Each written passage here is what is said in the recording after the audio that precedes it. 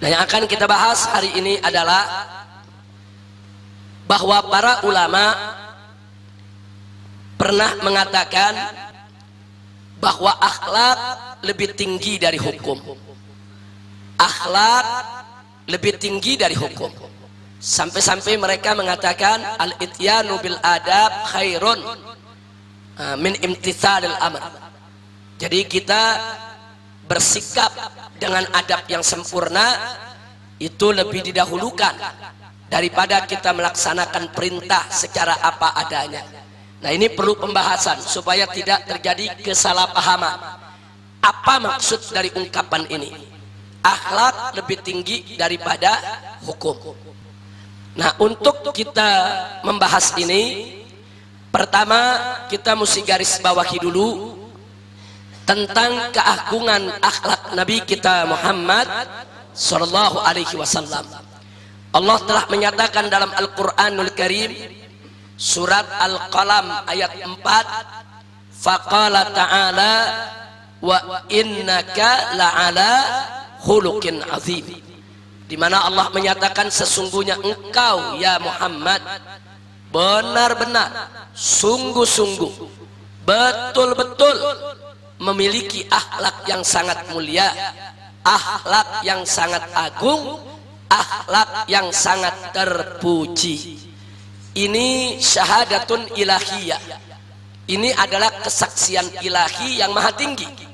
Jadi Allah yang maha tahu tentang isi hati manusia, isi kepala manusia, apa yang dilakukan oleh manusia secara terang-terangan ataupun dilakukan secara sembunyi-sembunyi.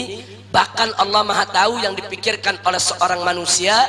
Allah yang maha tahu itulah yang memberikan kesaksian betapa agungnya akhlak Nabi kita Sayyiduna Muhammad sallallahu alaihi wasallam. Nah, pertanyaannya, kenapa kita punya Nabi alaihi salatu wassalam diciptakan oleh Allah dengan akhlak yang sangat sempurna? Ada rahasia apa di balik itu? Jawabnya salah satunya adalah sebab visi misi kenabian yang dibawa oleh Rasulullah sallallahu alaihi wasallam tidak lain dan tidak bukan adalah litahsinil akhlak, untuk perbaikan akhlak, untuk penyempurnaan akhlak, sebagaimana Nabi sabdakan di dalam hadis yang diriwayatkan oleh Al-Imamul Baihaqi dalam kitab Sunan Kubra'nya. Beliau menyatakan innama bu'ithu liutammima makarimal akhlak, sesungguhnya aku ini diutus hanya, tolong garis bawahi kata hanya. Jadi Nabi mengatakan sesungguhnya aku ini diutus hanya. Kenapa kita gunakan hanya? Karena dalam bahasa Arabnya ada kata innama. Innama itu adatun min adawatil hasr, satu ungkapan yang digunakan untuk pembatasan. Jadi kalau Nabi mengatakan innama bu'ithu, sesungguhnya aku diutus hanya untuk apa? Untuk menyempurnakan kemuliaan akhlak. Nah, kalau Nabi mengatakan hanya, berarti seluruh ajaran Nabi, baik menyangkut akidah maupun menyangkut syariat, semua ditujukan untuk menyempurnakan akhlak. Makanya bulan lalu sudah kita tegaskan, kenapa kita tidak boleh mempraktekkan atau terlibat dalam bentuk apapun dalam praktek perdukunan. Kenapa kemusyrikan itu diharamkan? Kenapa kita tidak boleh mempersekutukan Allah? Kenapa kita tidak boleh menggunakan ilmu sihir atau mempelajari ilmu sihir? Jawabnya supaya akhlak kita mulia.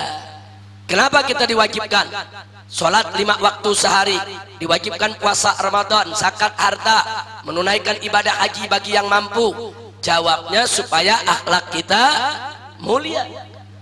Lalu kenapa kita tidak boleh berjudi, tidak boleh menenggak minuman keras, tidak boleh mencuri, tidak boleh korupsi, tidak boleh berzina, tidak boleh melacur, tidak boleh berdusta, tidak boleh menganiaya, tidak boleh makan riba?